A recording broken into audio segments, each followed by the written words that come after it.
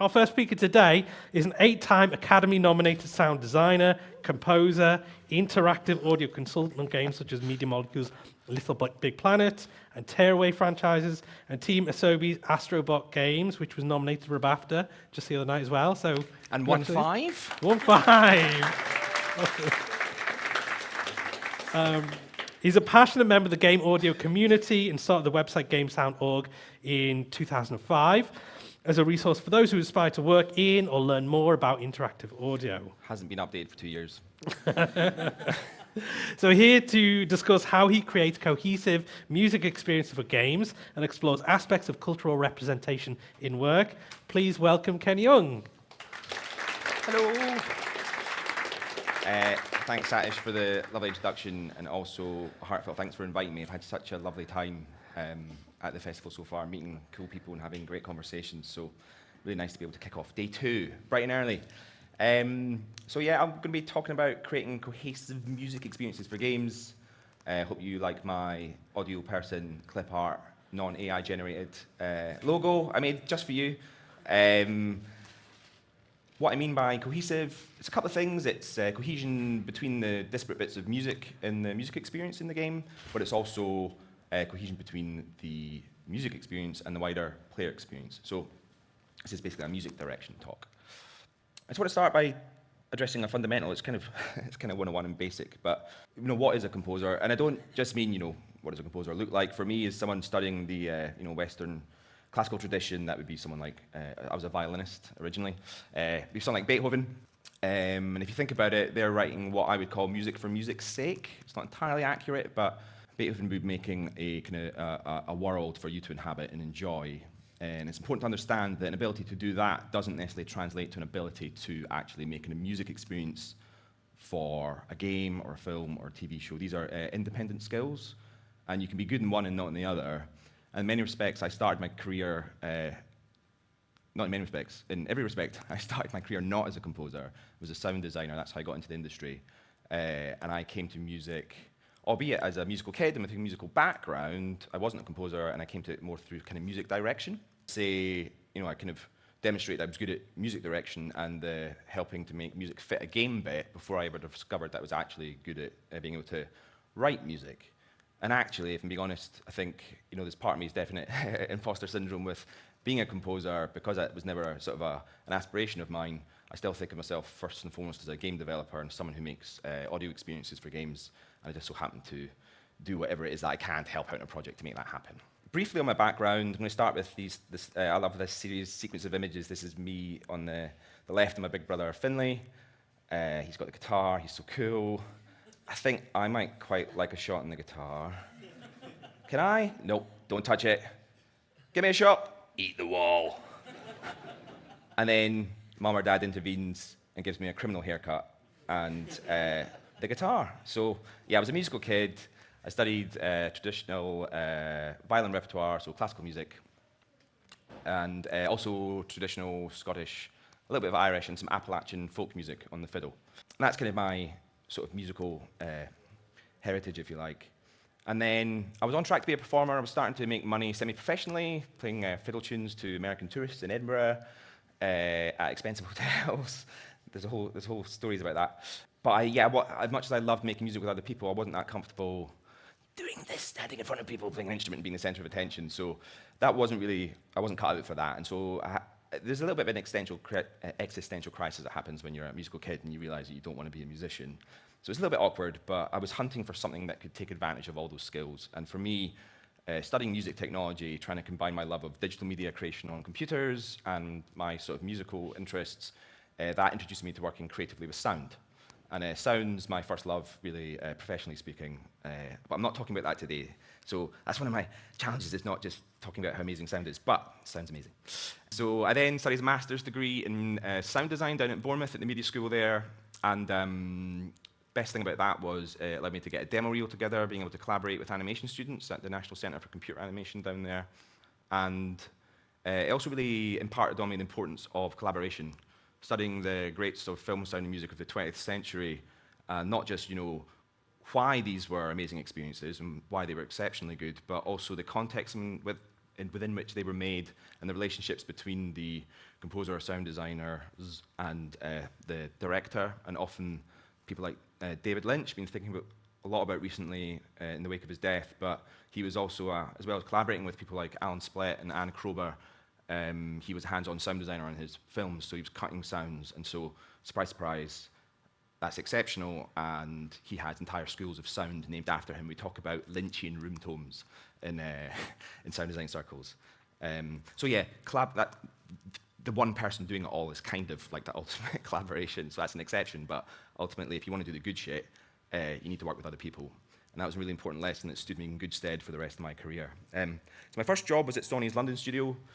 I wasn't doing music at this point, so I'm not going to dwell on my time here, but the high-level stuff is I worked on a wide variety of things. I kind of think of it as game dev bootcamp fast tracks scheme, where I was really busy. I was working on family-friendly games, action-adventure games, things that aren't even games like iToy Chat, which I'm sure you all remember.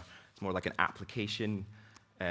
Big teams, small teams, different team cultures, personality types, all the rest of it, and that was just really foundational for me for the rest of my career. I did write a few random bits of music there, but it wasn't something I was pursuing. It was just like, I was just helping out, and people asked me to write bits of music.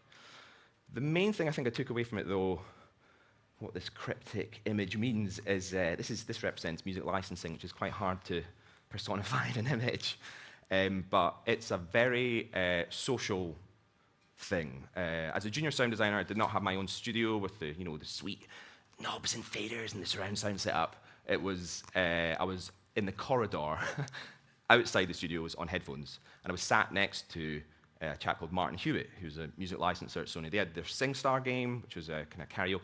Don't use the K word. It's a singing game. Don't know why. I always find it really weird that it was a marketing thing. And yeah, so he was just like, the success of SingStar meant Sony needed their own music licensing department, and that was kind of new in games. And it's, in AAA that's maybe de rigueur now, but back then that was kind of, interesting. And it was because of the success of SingStar.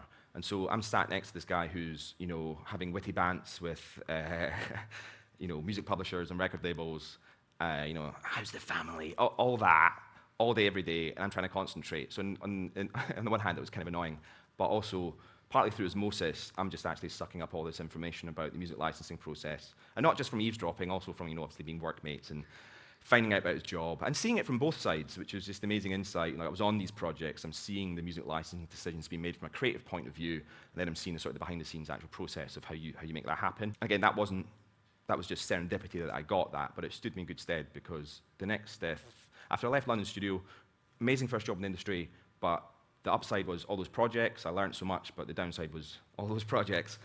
Shipped 6 or 7 games in the 3.5 years I was there. And I probably worked on 2 or 3 times that, doing a lot of dialogue, recording and editing for Sony first party and second parties, games published by Sony, support. So what I wanted and what I learned from my time at Bournemouth was how important collaboration was, and I really felt like I was just getting what we call coverage on those games. Stuff that needed a sound, had a sound, but there wasn't a great deal of sort of creative direction going into that. And so leaving to join Media Molecule gave me my first taste of being responsible for the entirety of an audio experience in a game. And so this is kind of where this talk sort of properly gets started. Little Big Planet was a family-friendly platforming game with a user-generated content sandbox physics level editor built in that you could build your own levels and share online with the Little Big Planet community. And when it comes to tackling music direction for this game, I was given a massive leg up by the fact that when they announced the game, they'd already licensed this piece of music, which is Get It Together by the Go team. So some of you will have heard this 1,000 times, I apologize.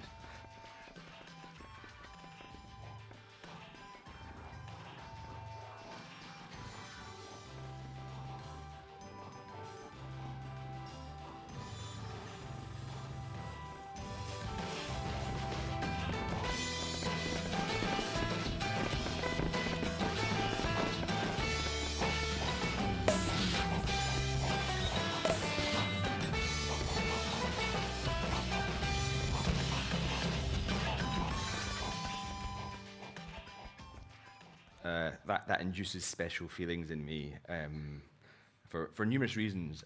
That track was picked by someone called Rex Crowell, who was one of the artists at Media Molecule at the time, but also was actually quite heavily involved in the conceptual side of what is Little Big Planet?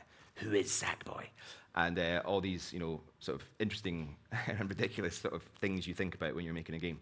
And Rex is particularly talented at that, much better than me, I would say. He's, because of his strength as a conceptual thinker, he's really able to identify bits in music that fit a project like a glove. I want to be Rex when I grow up, basically. I'm just going to do some analysis on that track to give you sort of a level of understanding of the kind of things I'm looking at when trying to pick bits of music for a game. Although this is sort of reverse engineering. Aspects of this are things I did speak to Rex about. It's worth noting that that was an early build of the game. I didn't work in it. I can't take any credit for that. But I was really excited to join Media Molecule because, I was just really inspired by how well this. One of the reasons I was excited to join the company. It was an amazing presentation. It was full of charm. This was at GDC 2007 when they still used to do game announcements. And I was just blown away by it, and I really wanted to just join this team. And a couple of months later, I was lucky enough to find myself working there doing that. So on the one hand, I was slightly intimidated because I knew I would never be able to find a bit of music that actually fitted the game as well as that. So here's my take on why that works. This isn't a criticism, it's an observation, but it's got really quite amateurish production, like the drums are distorted. That's a creative choice. It's not done because it's through incompetence. It's part of the sound of the track. And that and the fact that these are not virtuoso musical performances. They're really quite simple. It sounds like they're quite childlike. Those two things together, the amateurish sound and the sort of simple performances, give it some of that childlike wonder and a bit of a handmade vibe. And for me, this might be a British thing, but there's really strong cultural associations between the recorder and certainly primary school education. When I think of the recorder, I can smell the Milton disinfectant fluid from that brown recorder. It's like that's in there. And there's things that weren't in that clip, but for example, there's little backing vocals in that track at times which are hinting at this idea of a group, and that seems really fitting for a game that's about community and sharing and people. And of course, in terms of fitting the gameplay, which is like this, as you can see, it's like chaotic multiplayer. There's a history in platforming games of having bangers and tunes that are earworms. This being sort of evolutionary for me, that's kind of what I'm now known for in my work on Little Big Planet and most recently Astrobot. So the other reason I wasn't super intimidated by that, even though it's incredibly difficult to find a bit of music that's going to fit a project as tightly as that, on tick all these boxes, super impressive. All thanks to Rex's amazing talent at that. But one of the reasons I was inspired by that and not worried about it was that typically when you're working in a game, this is the kind of bit of direction you want to come up with in pre-production that you then roll out across your project. But Little Big Planet, because of the user-generated content aspect, it really needed diversity, and it needed a library of music, because if all this stuff sounded the same, when people are building their levels and they're going to this library, it's not got much utility if there's too much homogeneity there. So I was kind of relieved that the gig was actually to just find a bunch of different stuff. So Little Big Planet had a round-the-world story kind of thing in its story mode. And so realizing that, it was okay, so we want music from around the world to reflect that. And I started to come up with basically a list of rules of how we were going to make this music fit the game. And if I'm really honest, part of that was also, I joined this company, I'm the new guy, and I'm getting bombarded with people's suggestions for licensed music tracks, we should have this, this is great. And so a lot of it was good, but of course, in there is this sort of thorny issue of these are bits of music that people like, and aspects of them fit the game, but was this something that had universal? Did it make sense to a lot of people, or was it just these people's personal tastes? And there was a lot of personal taste in there. So me coming up with an annoying list of rules was really, in large part, this was my way of dealing with this onslaught of creative input. So in some ways it's trying to take control of the situation, but also it's an effort to make sure that the music, irrespective of whether this is coming from me or coming from suggestions from Sony's music licensing department or coming from people in the team, that it's trying to go through this filter to make sure that it was going to fit the game. So try to go through this quickly, but basically it's and this is literally a list I would send out to the team. I was look, it needs to do all these things, because if it doesn't, it's going to cause problems. And so just to explain that, no two tracks from the same genre. So that's obviously about extending this library of tracks, so it's got the most utility to the community when they're using it.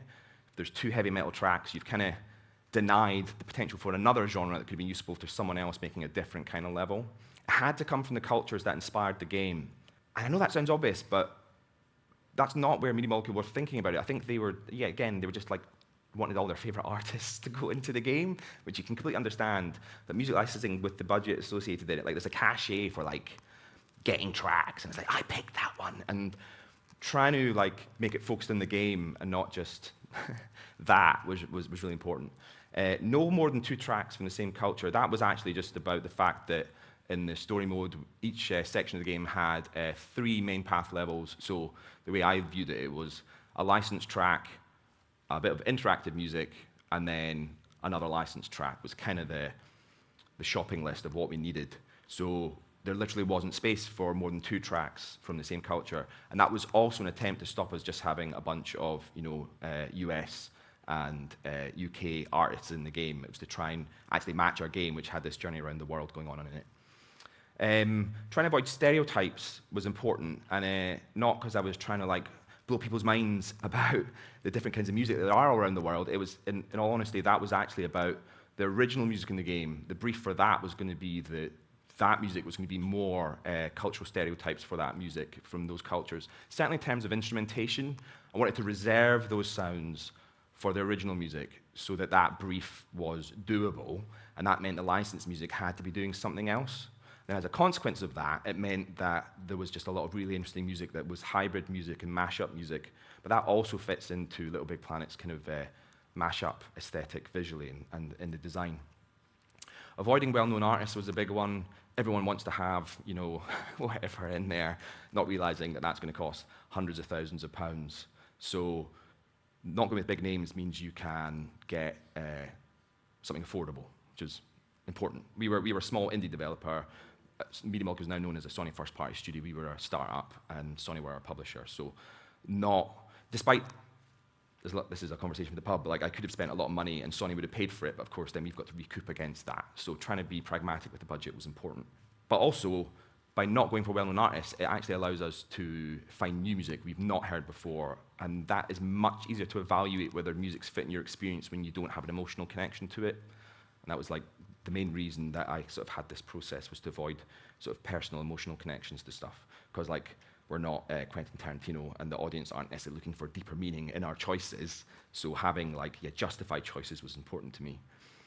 Favoring instrumentals over songs, and again, that's just about increasing the utilities. Lyrics can be very specific, and that reduces the utility of the track. So there are songs in there, but they tend to be refrains rather than full-on songs. And if they are songs, the tracks are generally, the majority of it's an instrumental with lyrics that are in there, and the tracks are quite long. So again, trying to avoid tracks that are less than 3 minutes. 3 is a magic number in terms of repetition. You go less than that, when the track loops, it starts to be a little bit too familiar. So there's that, and then also the size of a track has no effect on the cost with licensed music. So a 10-minute track costs you the same as a 1-minute track. So pushing towards, again, utility for the library was important. So that was Kenny's list, and basically that put everyone else off making suggestions, which wasn't, as a control freak, that was great, but also that's not good, because you want your collaborators to be involved in the process. And it went from seemingly everyone in the team having ideas for the licensed music to really the same sort of core group of 2 or 3 people really contributing, which was great. I really appreciated that help, because it's a lot of work trying to find stuff that fits the game really well. And that's why the licensed soundtrack in Little Big Planet ended up being the way it is, basically. Yeah, I've covered this. So these are it's the album art for a bunch of the licensed music in the game. I would love to sort of go through it all and talk a bit more in detail, but there's not time for that. But this was a really successful project. Little Big Planet was really known for its licensed soundtrack. It was a talking point. I was really proud of that, and I put that down to this process of trying to find ways to make the music fit the game. I listened to thousands of bits of music. I was given, at the very least, I know for a fact I still had like all the music I was sent by Sony at the end of the project, and there was a couple of thousand bits of music sent by them. I was also doing my own research, and this is pre-streaming as well, so we're talking CDs and like MySpace if you're lucky, possibly some piracy sites. But yeah, huge amount of work over many months trying to find music for this game.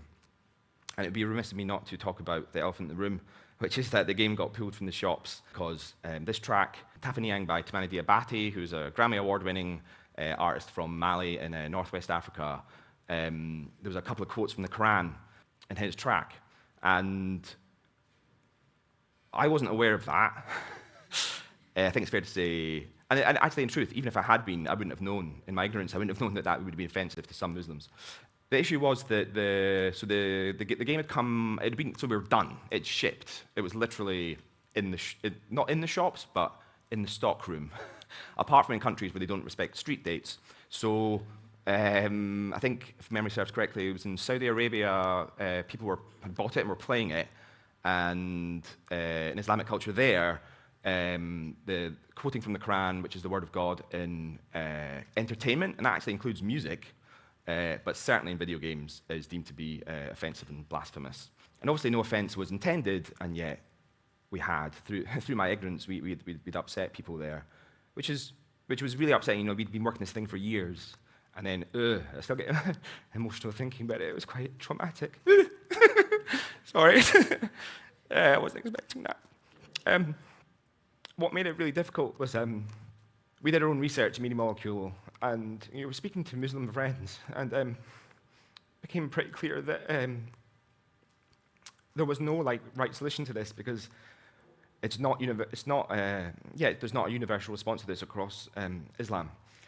We were representing Malian Islamic culture, in which it's not offensive to do this, but people from a different Islamic tradition were offended by it. So the solution, and they were very respectfully asking us to edit out these lyrics so that they could play the game without having to face this issue. And we were kind of happy to oblige with that, but at the same time, editing and deleting Malian culture is also not cool. So there is no solution to that. But it was taken out of our hands because Sony insisted that we do that, but also they pulled the game from the shops at great expense to them, I assume. And we weren't involved in that decision. We were told it came from the top. Don't know if that means the head of PlayStation, the head of Sony Corporation, but this was at the height of Islamophobia post 9/11. So I'm sure it was a very difficult decision for them. There was no financial knock-on or punishment for Media Molecule for a couple of reasons.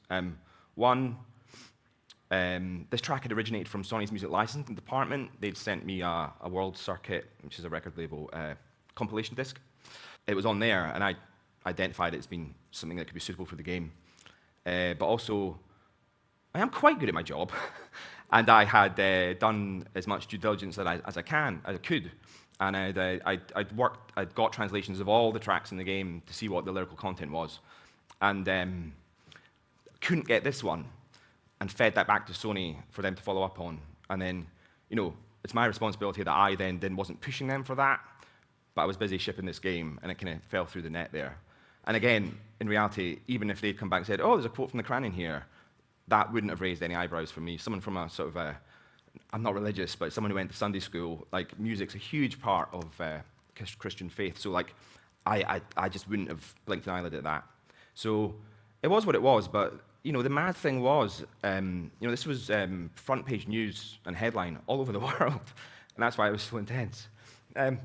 I just remember, I don't even know, I'm a very emotional person, so don't worry about me, I'm completely fine.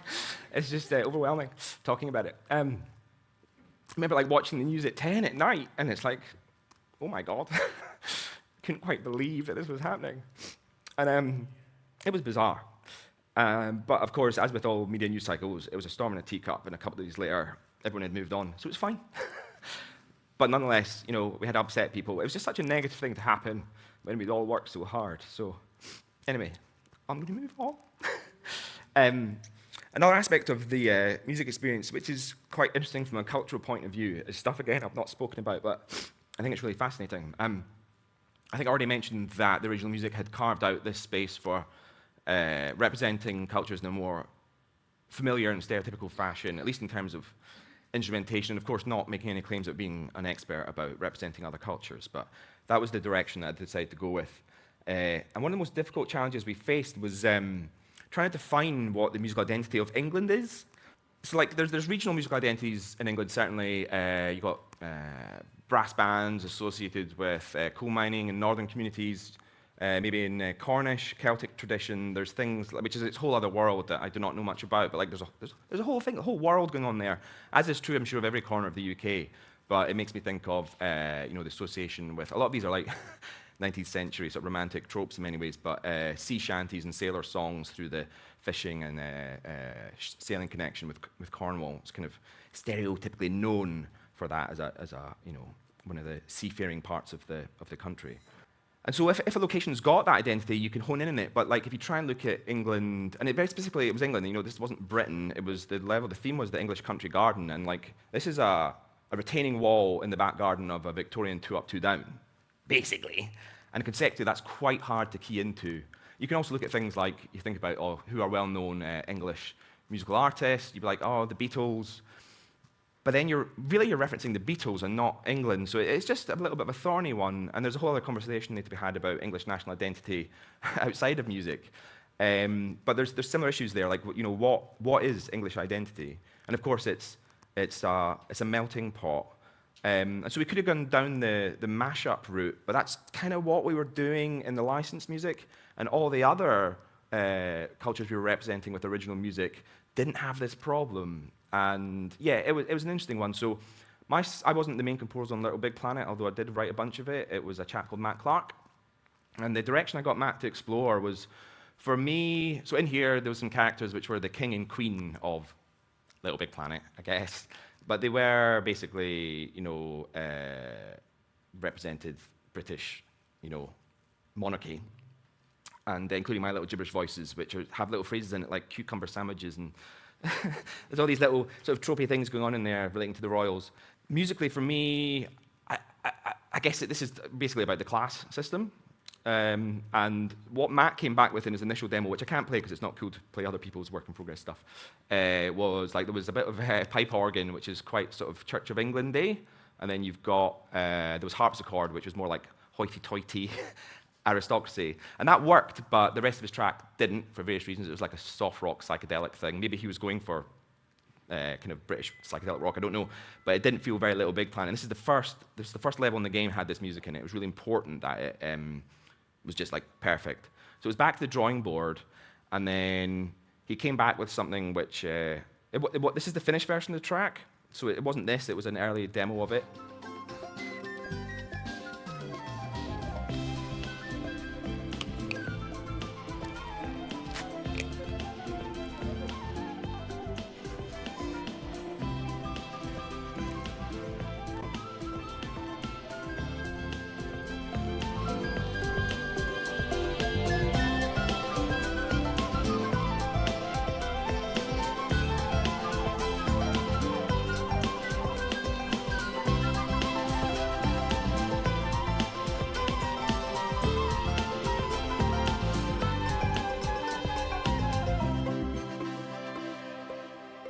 And obviously, like, that flute solo is just like, this is one of the best bits of music in Little Big Planet, including amongst the licensed soundtrack, well, in my opinion, but also it's a fan favorite from the community.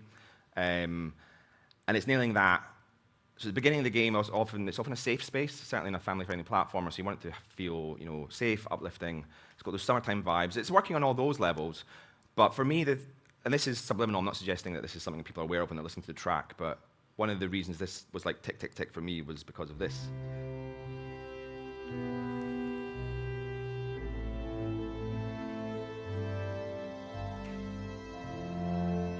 And once you hear it, you can't unhear it. But this is Bach's Air in a G string. And Matt had, again, this was all from Matt. This was, like, he explored these sort of ideas of like aristocracy and Britishness. And to reference that is really clever because it's got a little bit of that poise and hoity-toity going on. But it's also cheekily, Johann Sebastian Bach is famously German, not English, but with the British royal family, that's like in the mix too. So I was like, yes. And then there's also things like pop culture references to, Whiter Shade of Pale, which is based on Bach's Air in a G string famously. And so that's like tick, tick, tick. And like, again, no one's like hearing that and feeling those things. But for me, in terms of working with the composer and direction, it's important that at the very least we're just trying and draw a link between the game and the music, because otherwise it's effectively random, and I hate that. Like, I like there to be meaning and purpose in the work. And that's, it's interesting because that was hard. There was like, 2 or 3 rounds of iteration. I've got an example later of my work. I'll play some of like what work in progress can sound like. But yeah, that ended up being, like I say, it's a fan favorite for Little Big Planet. And what's interesting is that that was like 17 years ago, and even with all my additional years of experience, that track's not any easier to brief a composer on because of all those sort of slightly mercurial, sort of references. It's really hard to just be very specific with that. And when that happened, at the time I felt like, oh God, have we hired the wrong composer? But like that's not on Matt. The brief was really vague, and sometimes that's just what you have to do. You have to explore the room. And I didn't realize that at the time. But in retrospect, now I look back at it, and it's like, that's what Matt was doing. He was like, how about this, Kenny? And I've been in that situation myself. And you just want to please your client. So I can imagine it was difficult for Matt on that first attempt where I was like, this isn't working, mate. Come back from that, nail the brief, and write such an amazing bit of music shows how good Matt was. So all credit to Matt for that. I helped him out with bits in that track, but I've also got some slides on Tearaway, but I'd really like to reserve some time for Q&A at the end, so I'm just going to blast through these. I have a bunch of examples about pre-production and the relationship between pre-production and the final thing here.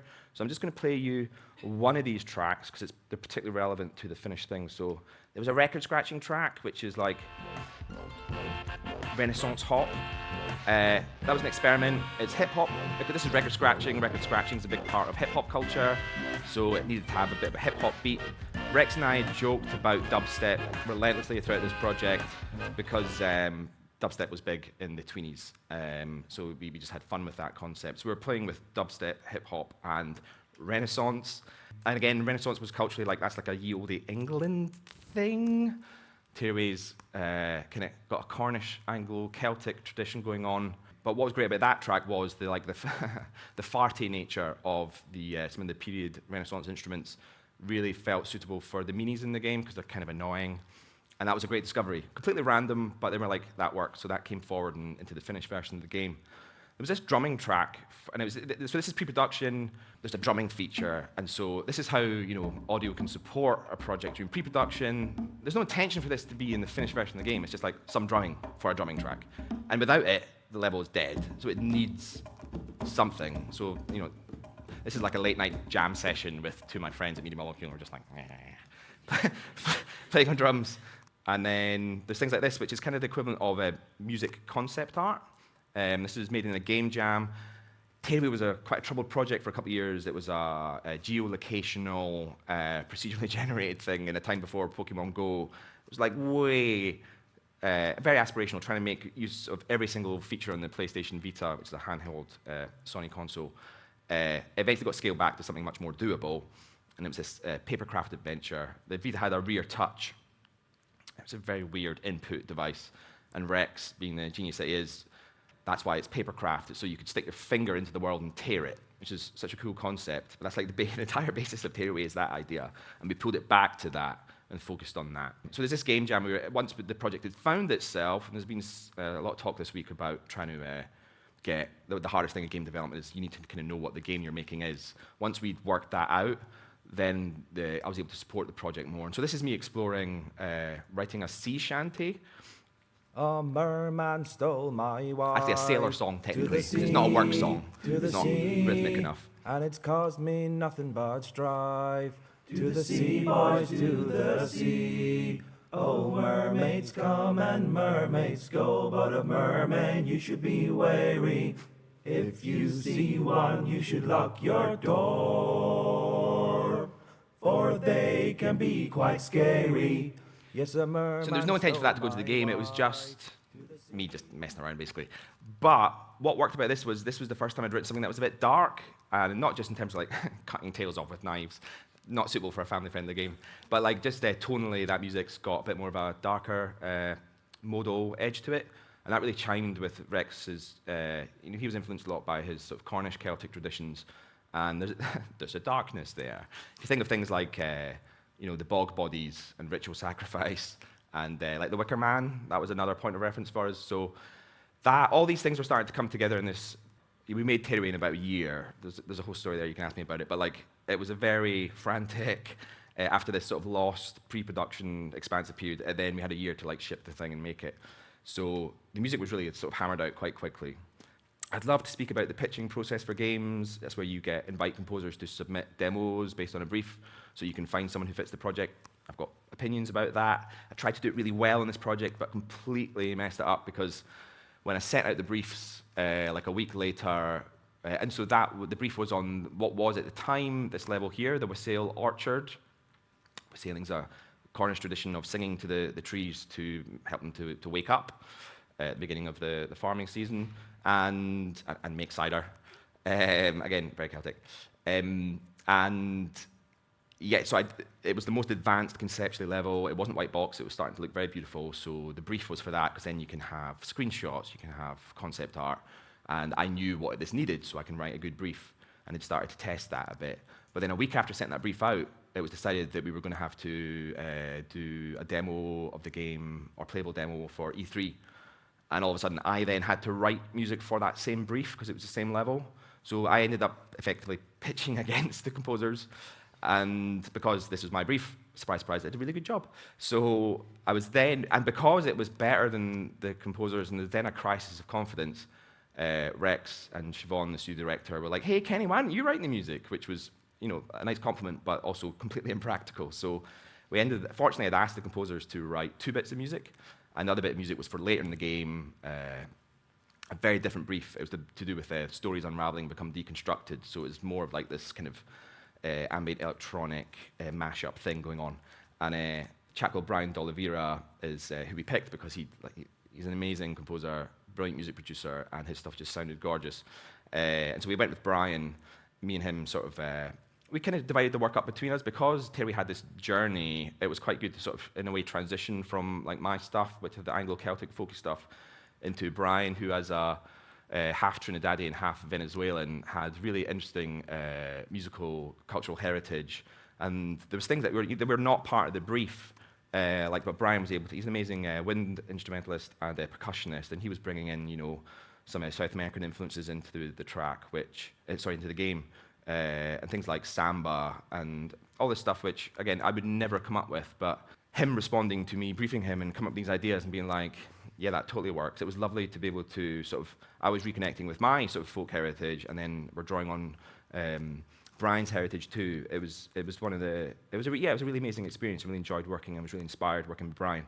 So I'm just going to. This is the track I ended up writing, pitching against other composers. And what's cool about this is the drums underneath are just that little drummy temp track, completely throwaway. No intention of using that in the final game.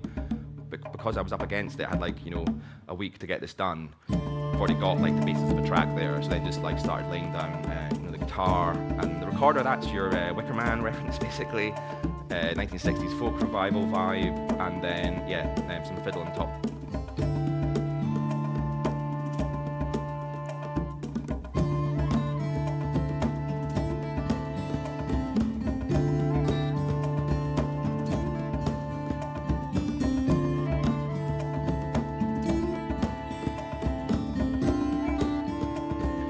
Darkness. It's got the Anglo-Celtic.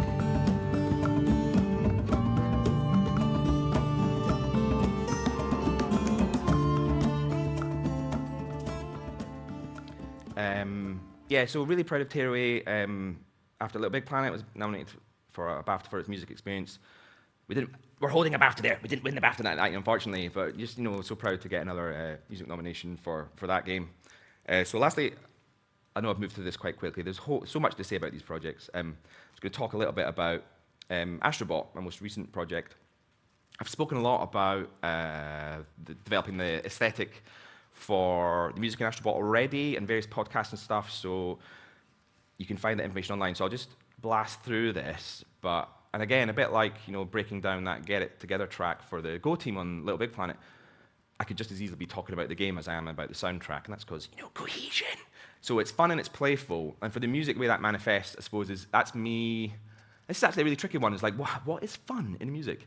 And there's another well-known family-friendly platforming IP which has really done that already, and it really leans into show tunes and happy 20th century poppy show tuney vibes, quite Disney-ish. And so we're trying to steer away from that. And the way I manifest fun is by literally just having fun. I'm not just like, I love making music, this is fun, but it's being playful with the musical ideas. And I mean, I've got quite a playful personality, so that kind of comes for free with me, but it's a real guilty pleasure being able to lean into that and just muck around with stuff. And that's how I manifest fun in the Astrobot music. It's robotic, and that manifests itself through a bunch of sort of music production techniques. A lot of it's focusing on singing robots, because who doesn't like a singing robot? And there's a whole bunch of that. There's vocoders, talkbox, formant synthesis, singing text-to-speech. There's loads of little... I basically just completely nerded out and going deep on all that stuff. And again, guilty pleasure. It's always great when there's an aspect of the project which allows you to indulge, and not in a self-indulgent way, but in a way that is both self-indulgent and serves the project. Those are like the dream jobs, and this was definitely one of those. It's digital, or at least that's the visual aesthetics, quite clinical, very sort of contemporary consumer electronics, surprise, surprise, vibe. And for me, musically, that digital aesthetic's not really great, because it's not human enough and it's not warm enough. So there's mainly analog synthesis going on in there. There's a bit of digital stuff, but the digital stuff I kind of actually just stay away for and ignore that. So that's more of a visual aesthetic thing that I'm actually playing against. It's interesting that that doesn't cause like a massive conflict. I've got theories about that, but I'm not going to get into that now. Again, guilty pleasure. I love retro aesthetics. I love recreating the sound of 20th century sound and music techniques. And Astrobot is fundamentally quite a backwards-looking project insofar as it's emulating those classic family-friendly platforming games from the 90s in many ways. It's also got a lot of PlayStation history in there. There's lots of references to much-loved PlayStation first-party games, but also IPs strongly associated with PlayStation. And so that's quite a backwards-looking thing. There's lots of PS1, PS2, PS3 nostalgia. And so that's just like an excuse for me to, A, recreate some of those sounds, particularly for those consoles, which is, again, a whole other conversation. I love that stuff. But also just an excuse for me to, like, why not get some 1950s stuff in there? Why not get some 1970s or 1980s stuff in there? And that's a kind of a musical journey I started in Little Big Planet with the whole 1970s, 80s kids TV show vibe of that project. And again, guilty pleasure. But I found a project I can just crowbar that stuff in. It's amazing. It's upbeat, it's fun, and those things are more kind of aesthetic considerations and creative direction considerations. There's then more kind of what I would call game direction stuff, which is like gameplay centric.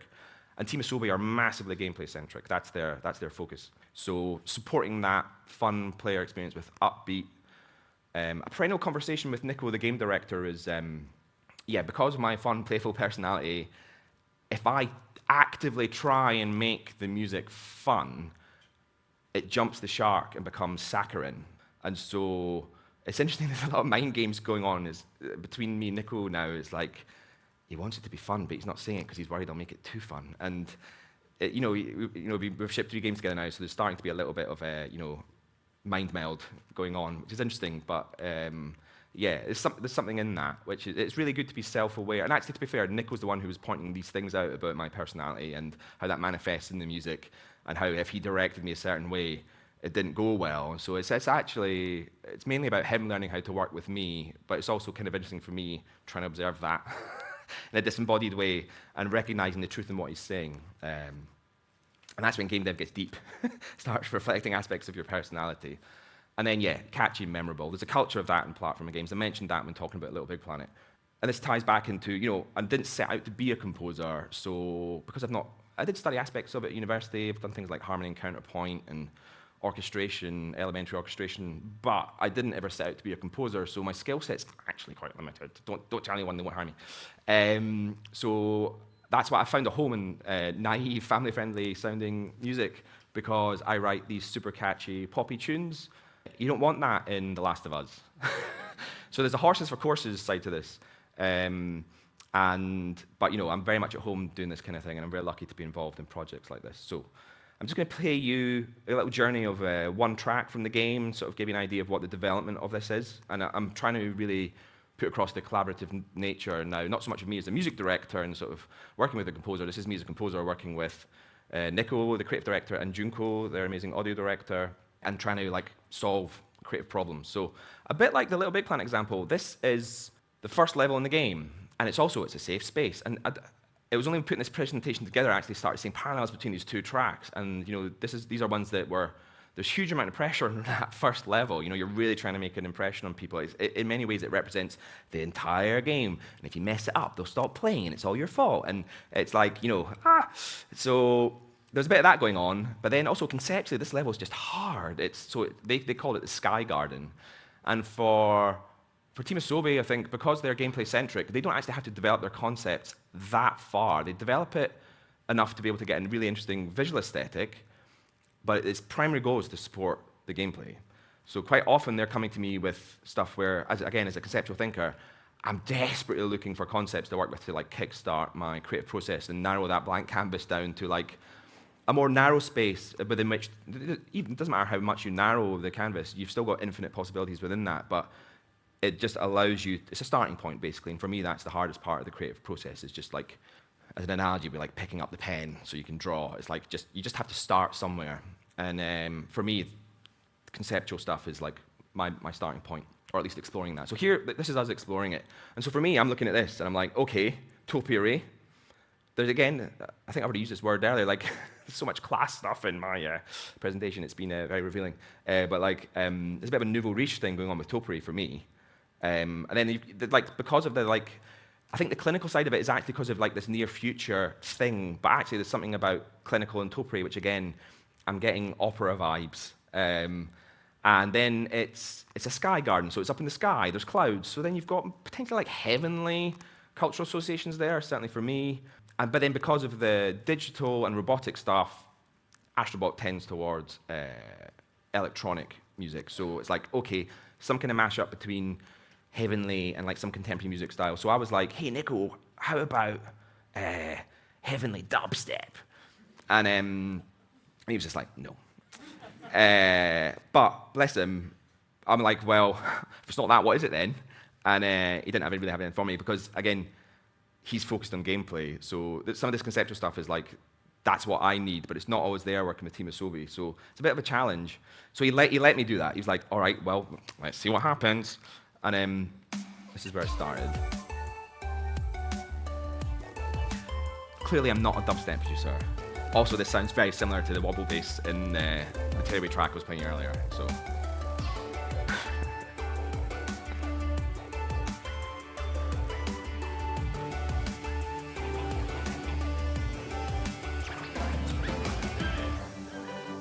This is more of the heavenly bit, I suppose.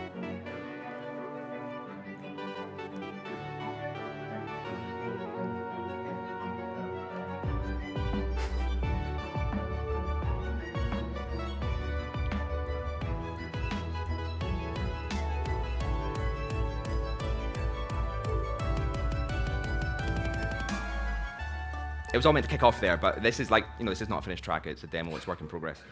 And so the feedback is not enough energy, and Nico's very sensitive to that. He's always thinking about driving the player forward. Drive is probably the #1 word in his lexicon when communicating with me. It's more drive, more energy. Yeah, he's very sensitive to pacing. The shades of the animation direction talk yesterday, I think audio people and animators and pacing are sort of kindred spirits in that regard, and music's a big part of that, certainly in this high-intensity driving platforming game. He also didn't like some of the lead sounds there, so kind of went back to it. Increased the tempo a bit, starting to play around with the melody.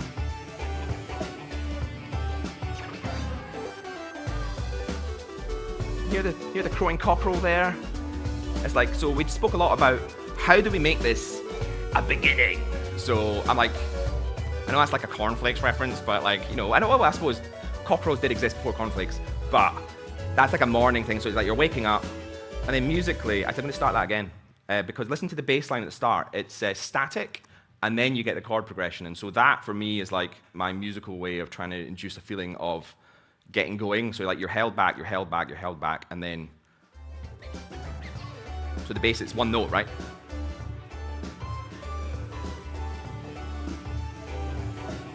And then you get the payoff. And hopefully that's subconsciously people are slightly restrained, then they're yes! Let me at it! So a racehorse ready to go.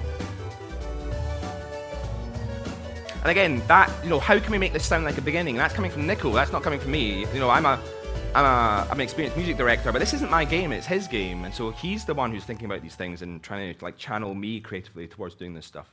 And then the final version, basically, we're missing some of the Astro Hallmark stuff, so that equated to adding more record scratching, there's a lot of 90s sampling aesthetics in the soundtrack. Again, retro aesthetic nerd is and again, child of the 80s and 90s, guilty pleasure, love it. And Nico's of the same age, so it's perfect. And of course, that appeals to people who've got kids now, and this is a family-friendly game. So, sort of not super intentionally, there's some good appealing to the people who actually are paying for this game. Sort of things going on here. I don't know how much that contributes to the success of the game, but it's meaningful for me. And singing robots. We've got a little bit of Astro singing in the final thing.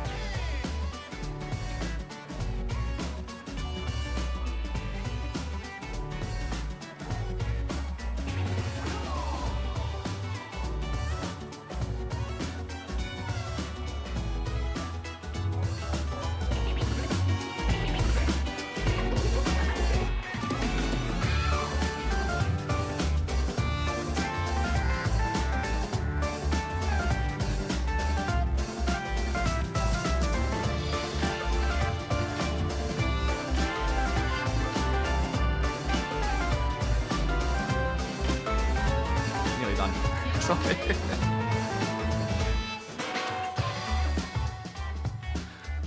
So in many respects, you can hear all three versions of those tracks broadly very similar, and yet that first version didn't cut it. Same melody, same chord progression, but I think it shows you how important, certainly in this style of game, music production is, because without that, it's just a really simple, naive, poppy song. It really needs all that thought, thinking about how to make this fit the experience to really make it really gel and be cohesive. So I hope I've been able to demonstrate the collaborative nature of that project to you. And I think we'll just stop there, because I've been prattling on for ages. Do we have time for questions? One or two?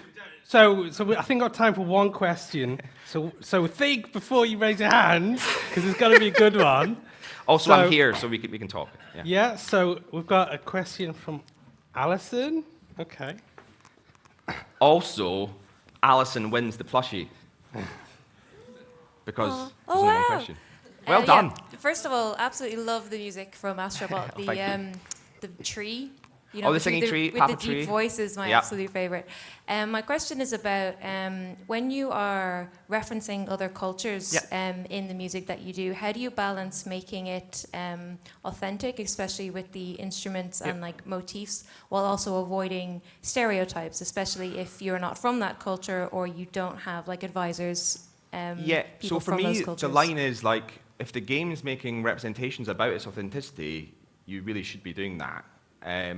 I don't feel like the representations we've been doing have been making claims about authenticity or being historically accurate and that kind of thing. That doesn't mean that there won't be people who know a lot more about that than I do, who will be like, that's not real.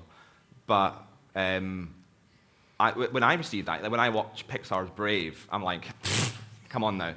But I'm not angry about it. I just know that it's someone who doesn't know what they're talking about or not from that culture doing it.